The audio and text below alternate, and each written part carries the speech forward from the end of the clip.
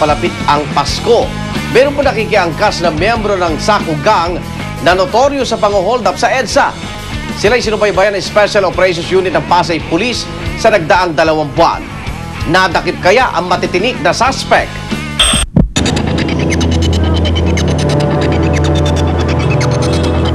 Ang Special Operation Unit ay laban sa lahat actually. Anti-criminality. Yung operation natin ngayon, ito yung sinurveillance natin last week.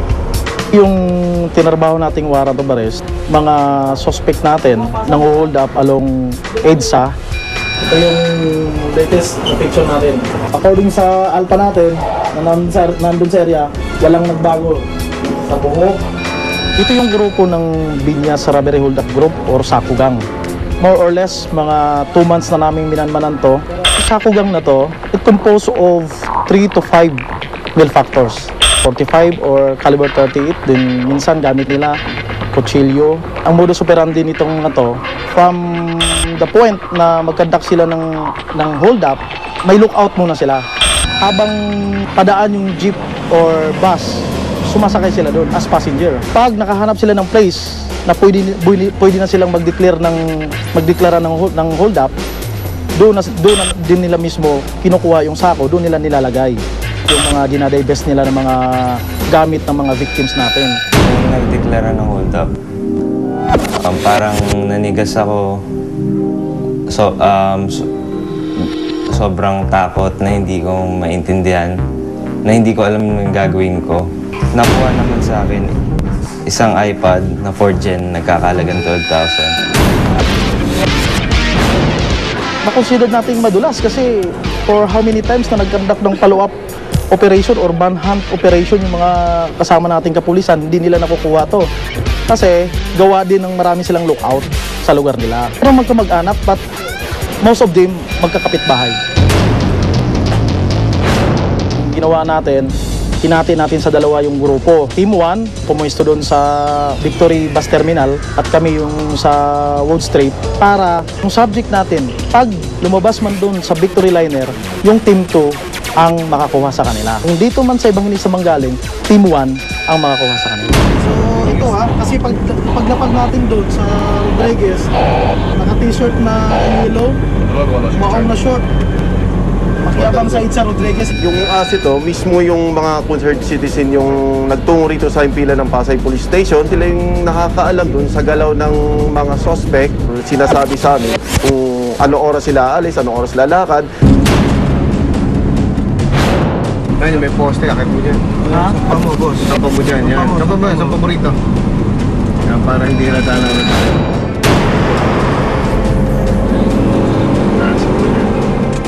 Ano sa dito daw sabi ng Alpha na dito sa amin yung lalabas. Ang suspect natin dumaan doon sa bus terminal. So nagkataon, yung team 2 natin nakapwesto na. Ay! Ay! Dito kayo nakakokay! Ay! Dito! Ay! Kaya nung dumaan yung suspect, yung may warrant sa atin, bumaba na yung tropa. Nagsisigaw yun na hinuli sila.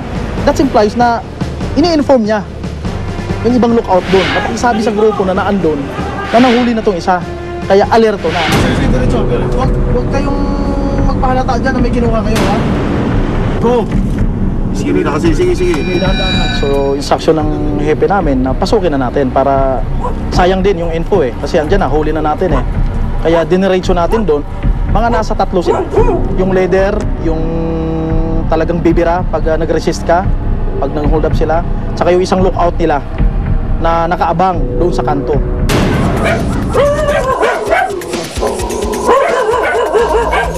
Pag-uusap mo kasi ba? Pagbaba ng pagbaba natin.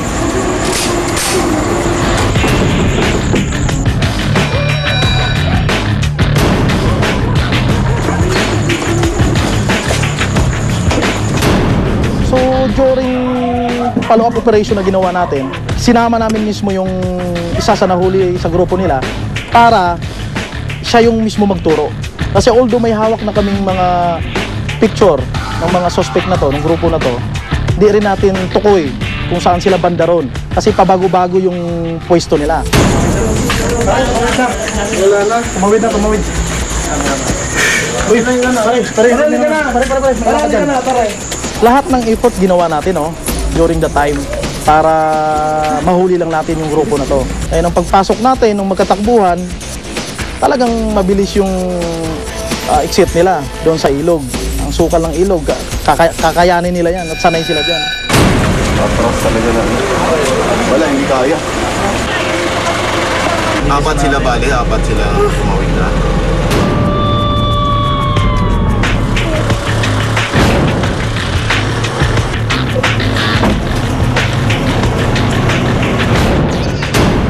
Ang kaso nung nahuli natin is robbery hold up. So ang penalty talaga ng robbery under Article 294 of the Revised Penal Code is maximum nito is reclusion perpetua.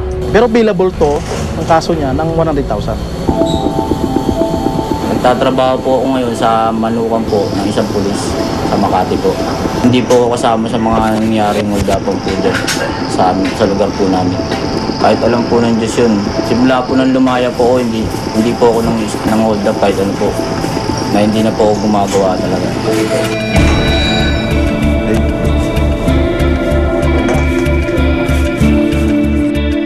Actually, yung kapatid ko na yan, pangatlo o pang-apat yata na pagkakakulong niya ngayon.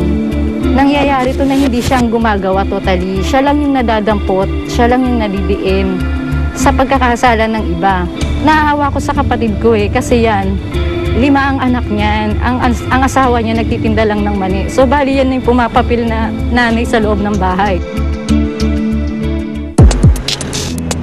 Doon sa public, ang masabi natin is maging alerto tayo at vigilante. Hindi yung patulog-tulog ka lang dyan. Yung ibang kasamahan nito, yun nga, nakatakas, talagang tuloy-tuloy pa rin yan. At balita namin, based dun sa information na nakuha natin is nagre-recruit din sila. Hanggang ngayon ay patuloy na nakakulong ang suspect na si Edong at inihandaan ang pagdinig sa kanyang kaso. Muli paalala po ng mga pulis, maging maingat ngayong papalapit na ang Pasko. Maraming po salamat sa inyong patuloy na pagsubaybay sa aming programa. Hanggang sa susunod na Webes, ako naman Arnold Gravio. Ito ang Rescue Alerto sa kaligtasan mo.